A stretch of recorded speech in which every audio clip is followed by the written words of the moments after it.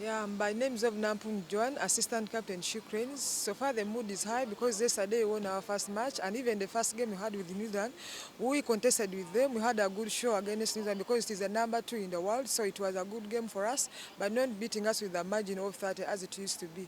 So I'm just calling Ugandans to support us more because we are going to do well. Though tomorrow we are going to play the host England, we are prepared for them, and I know we are going to put in a good show because we are not scared of them. We know how they play, and we know and what we have been going through and what we have been training. It's tomorrow to show that we have been training and we are going to show them what we are. Yamanya gange mpitibwa Nampungu Joan nga nze assistant captain wa Cranes. So far tukyali bulungi, eggulo twazanye game yaffe ne tugiwangula eya Trinidad and Tobago. N'olunaku lwe twasookera ddala ozanya emizannyo gino gya Commonwealth ne tuzanya New Zealand.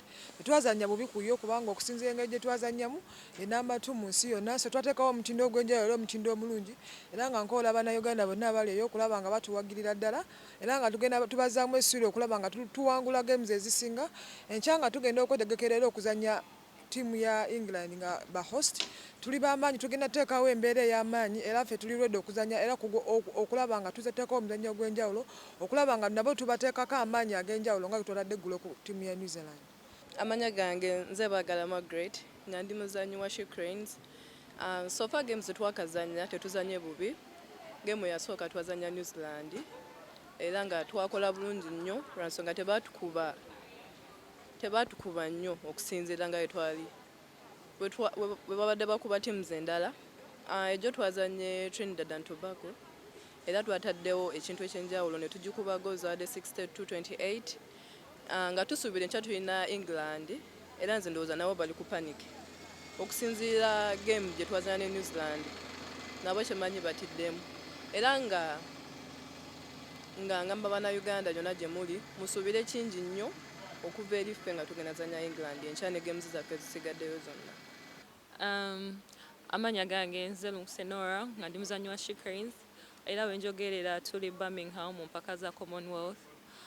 So far twakazanya games zaffe 2, twazanya New Zealand game yaffe yasooka naye tetwasobola kuwangula, naye engeri gyekiri nti New Zealand team y'amaanyi era yawangula ne World Cup era namba 2 mu nsi yonna.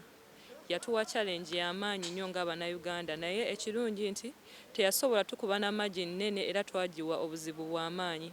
Olunaku olw'egyo twazanya ttiimu ya Trinidad and Tobago naye twasobodde okufuna obuwanguzi era buli muntu wa Cranes, buli muzannyi yasobodde okuzanya n'amaanyi. Ate kyenjagadde ku bazannyi ba Cranes, buli muntu wafuna opportunity azanya to her best, which is good. Era Abannayuganda batusuubiremu nnyo obuwanguzi obulala ku zino ttiimu esigaddeyo. Wenjogerera twetegekera England kuba mu kibinja kyaffe England, Malawi, New Zealand ze zimu ku ttiimu ez'amaanyi ezisinga okubeeramu. Olunaku olw'enkya tugenda zanya England, tugenda kulwana ffenna nga ttiimu ng'abazannyi ba Cranes okusobola okufuna obuwanguzi. Yadde ttiimu ya England ttiimu y'amaanyi naye buli muntu ajja kujjayo kyonna ekyetaagisa era Abannayuganda batusuubiremu kyamaanyi nnyo nti tugenda kuwininga games ezisigaddeyo. First and foremost, I would want to say the tournament has been amazing so far. There's so much to learn as a young player. I had my first debut yesterday. Great opportunity, very intense. But at the same time, the girls are doing amazing. They're making sure that we win as many games as possible. And of course, if we lose any game, not with a very huge margin, something really, really amazing. Like one of the players said earlier, that we're here to compete, participate, and I love that about the more we get the opportunity. And to all the young players, I want to say that we're doing amazing as well. Like I said, so much to learn, and every time you're given an opportunity to play, it doesn't matter how long. All you have. We still have much expectation because I know right now they are now on panic because the way we had given hard time to New Zealand, they are now expecting like a competitive game tomorrow. But still for us, our mission here is to compete with them because we didn't come here just to participate. And I know for Team Uganda we shall make it. Amanya gange nze Nalwanja Shafi nga ndi muzannyi wa Cranes. Tournament eno okusinziira wetambudde tebadde nnungi nnyo ate tebadde mbi nnyo. so far twakazanya teams 2 nga twasooka ne New Zealand netukuba naye nze mu kulaba okwange wadde yatukuba twagiwa challenge y'amaanyi because New Zealand right now eri ranked mu kifo kya 2 ffe tuli ba 6 nze nsuubira nti yes twali twagala obbakuba naye ne challenge twabawa yali y'amaanyi. Then yesterday twazanye Trinidad and Tobago ne tusika range eyo olw'ebigendererwa byaffe mu tournament eno nti in case nga waliwo okubala obubonero we tuba twakola goal difference ey'amaanyi kijja kuba nga kituyambako. My name is Nalwanja Shafi. I'm a She Cranes player. So far things have not been that good because we played 2 games. First New Zealand, we lost to New Zealand, but even though we lost, I think it was a good challenge to them because they're ranked number 2 right now and we're ranked number 6. Yesterday we played Trinidad and Tobago. We really wanted a bigger margin because it would help us in the future if it comes to goal difference. England tomorrow? Tomorrow we're playing England. I believe it will be a very, very challenging game because England is the host and you know they are always favored, but I know we can do it. And my seeing on this competition is that this competition is so challenging. Most countries came into this competition so as to challenge each and every country in this competition. My seeing about the first game we played New Zealand so much. To my own seeing, New Zealand was challenging, so we did our best to make up those scores not to be at a high margin. So we managed to play them so that we placed their challenge. My seeing about the upcoming games, England being the host, it will not be a good game to us. But amanya gange nze nasanga Shadia Seguja abanji bamanyi nga Mima. Tournament eno nze kyenjirabyemu tournament okutwaliza awamu si nnyangu abantu bonabona bajja baagala kuwangula ffe nga abazannyi tukola kyonna kyonna ekisoboka okulaga nti nno tuteekawo eyo challenge wadde bimu bigenda ne bijja bubi ebirala ne bijja bulungi kati nga ku mupiira gwa New Zealand twagezaako buli kimu ekisoboka naye results tezaali nnungi naye era nga twali twagala tuguwangule ne twekubagiza ne tugamba guno omupiira oguddako tulina okuguwangula era Mukama yatusobozeseza ne tuguwangula. Nga tugenda maaso ga tournament eno nga olunaku lwankya tugenda batuzanywa England beba host betugenda ozannya ogwo omupiira tegujja kuba mwangu naye ffe nga timu Uganda kyensuubiza Uganda tugenda geza ku challenge twateekawo ku New Zealand tugenda ogezaako okuteekawo ku mupiira guno ogw'abategesi. Yeah, so far we have got mixed results. That is a loss and a win, which isn't good for us. In fact, when we came to this tournament, we wanted at least to go through to this semi-final and maybe to the finals. But I think that is another hiccup that we got when we played against New Zealand, a team that we had expected and wanted to beat very much. But unfortunately, we couldn't do it. And I think that some of the few errors that we did, but I think we rectified yesterday some of the mistakes, and I hope that by tomorrow when we are facing England, we shall have at least improved on those mistakes, and we are going to, in fact, we're going to give them a very good challenge tomorrow, despite them being at home. I bold move you're taking tactically, benching the captain, and many Ugandans out there really are praising you for that. Where did you back that idea from?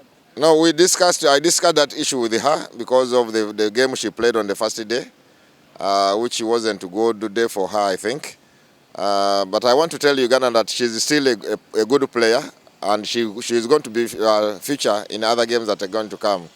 The only thing that what I feel that she didn't do well that particular day was when it came to shooting, the way she could release the ball, she couldn't make those scores.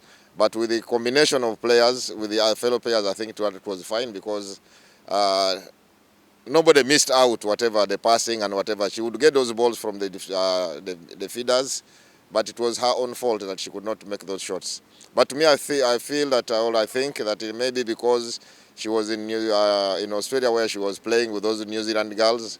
Maybe they knew her very well, and that's why she couldn't perform as we expected. But I know in the following games she will be playing. Ekyokusooka kye njagala okugamba bannayuganda nti empaka zino si ze ziri awo ennyango zisuubira nti buli omu yajja in fact ng'aze kuwangula, naffe twajja tuze kuwangula, buli ttiimu yonna yajja yeetegese. Naye omupiira gwaffe gwe twazannya ogwasooka gwa New Zealand gwatuyisa bubi olw'ensonga nti twali twagala tusooke tugoba omupiira ogwo, twandala ekitukolera bulungi nnyo kubanga bw'otunula gonna gwe tugenda okuddako enkya bannannyinimu batera okuba abazibu. Naye ku olwo twali tusuubira nti bwe tusanga bano ba New Zealand tubasanze ku neutral ground tujja bakuba naye ne batatuyisa bulungi. Era ekino ne kitatuyisa bulungi nga ttiimu. Naye jjo twagezaako okwekwatakwata ne tusobola okuba nga Trinidad tugikuba. Naye era nsuubiza bannayuganda nti engeri gye twazanya ku New Zealand era tusuubire nti tujja kuteekawo okuvuganya kwe kumu oba oliawo tuyinza okukuba bano bannannyinimu gye tusuubira ekyo. Akoci bannayuganda bangi wakeeyo bagamba nti nno oli bold ekimala ennaku zino okutuuza peace game yonna tactically kitambula kitya? Ekirungi peace ategeera bw'ogamba omuntu bw'omunnyonnyola ekintu akitegeera. Kubanga yatugamba nti game yasooka tiyagizanya bulungi ye ng'omuntu. Naye kye njagala okutegeeza bannayuganda abalina endowooza obugamba nti olw'okubanga peace yatraininga naffe ekyo kyamviirako okuzanya bubi si kyekyo kubanga nze ku lwange peace yazanya bulungi kubanga baali bakwatagana ne bazannyi bannaabwe. Naye okuggyako ye ng'omuntu okwata omupiira guli n'aguteeka mu gundi mu katimba gwe kyamutawaanya naye ng'akukwatagana ne banne yatambula bulungi nnyo ne banne ng'enkwatagana yo weeri naye okuggyako nti aiming eyo yamutawaanyamu kati ne simanya olw'okubanga nti abazanyi abo twazanya New Zealand kubanga ajjukira yali akava mu Australia kugamba nenkirowooza nti engeri gye yali azanyireyo nga bazanya bonna mu ttiimu gundi mu liigi y'emu baali bamutegeera bulungi ndowooza oba n'abamu kibamukola kisimanyi naye nga nsuubira nti emipiira egiddako ajja kuzanya bulungi. Talk about your team and how they have received this country and when the competition got underway, what you saw of the girls. Many you are taking a while without seeing.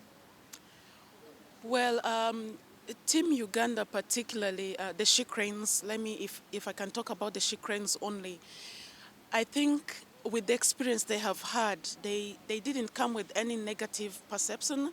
They came knowing that they are a strong team and knowing that they can do their best to win. And as per now, the girls are mentally prepared. But first in England, where you play, what advice do you give? Well, the only advice I can give is we continue being as calm as we are and do the best that we can do. And all we request of all Ugandans is to support us. No matter what happens, support us. And we're here to do our best and put a smile on your face. Amen. To your home country, which kind of environment do you expect? Which advice do you give to the youngsters, especially in the team?